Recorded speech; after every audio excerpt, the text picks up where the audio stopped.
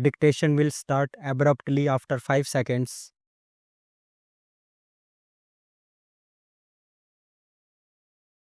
Mr. Deputy Chairman, sir, I beg to move that the bill to provide for the prevention, control, and abatement of air pollution for the establishment with a view to carrying out the aforesaid purposes of boards for conferring on and assigning to such boards powers and functions relating thereto, and for matters connected therewith as passed by the Lok Sabha be taken into consideration. Sir, it is a matter of great pleasure to me to pilot the Air Prevention and Control of Pollution Bill 1988, which was unanimously passed by the Lok Sabha. I am sure all the members will agree with me that the problem of air pollution in the country, though not so serious as that of water pollution, should not be neglected, as some of our cities like Delhi, Calcutta, Bombay, Kanpur, etc., are already feeling its effects. It has therefore become necessary to bring in legislation to control air pollution, as prevention is always better and cheaper than cure, and this is especially so in environmental pollution control matters. Before bringing in this legislation, an exercise was made in my ministry to see whether the existing legislation could be suitably modified to deal with this problem. Though there are certain provisions in the Factories Act, Criminal Procedure Code, and Smoke Nuisance Act, they have been found to be inadequate. Hence, the need for a comprehensive legislation to deal with all aspects of air pollution was felt. An expert committee appointed for the purpose recommended a central act and suggested a draft bill also. This draft was duly examined, and eventually a bill to provide for the prevention and control of air pollution was introduced in the last Lok Sabha in April 1987.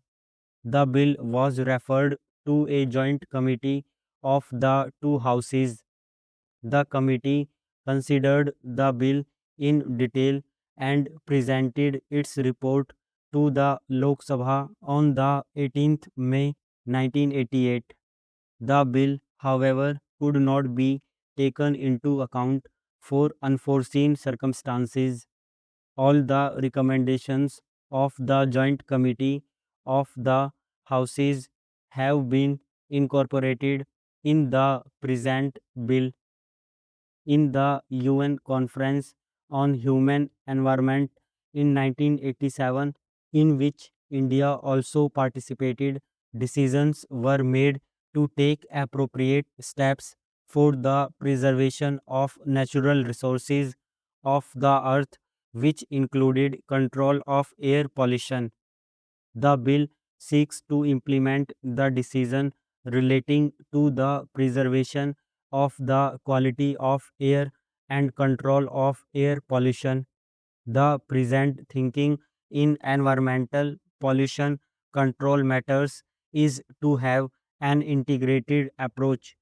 To give effect to this approach, it has been provided in this bill that the water pollution control boards established under the Water Prevention and Control of Pollution Act 1985 will, in addition to their normal work, perform the functions of air pollution control also. This will not only facilitate coordination but also will result in economy.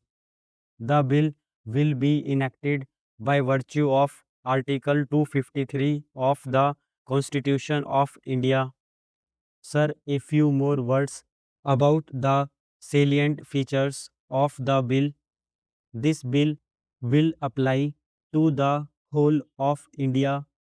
The Central Board for the Prevention and Control of Water Pollution, established under the Water Prevention and Control of Pollution Act 1985, will act as the Central Board for the Prevention and Control of Air Pollution also.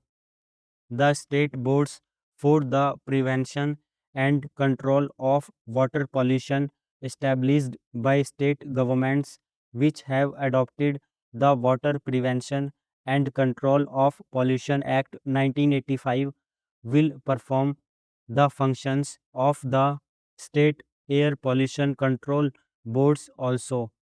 In the states which have not yet adopted the 1985 Act, the new air pollution control boards will be set up. However, we are requesting these states also to adopt the 1985 Act and constitute the state boards so that there will be uniformity all over the country. The state governments will first declare the air pollution control areas. In such areas, industries specified in the schedule to the bill will have to obtain consents from the respective state boards for discharging emissions from their factories.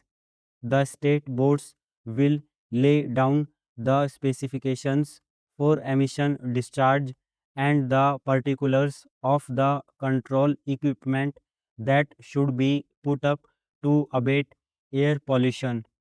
Failure to comply with the consent conditions will render the industrial units liable to prosecution.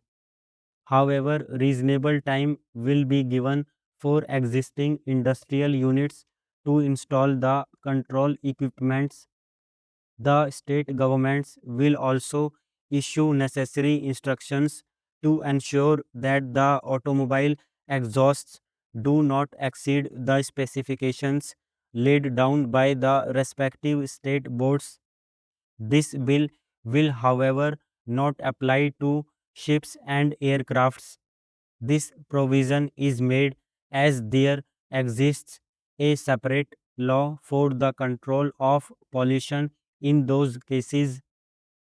With these words, sir, I beg to move that the bill will be taken into consideration by the Honorable House.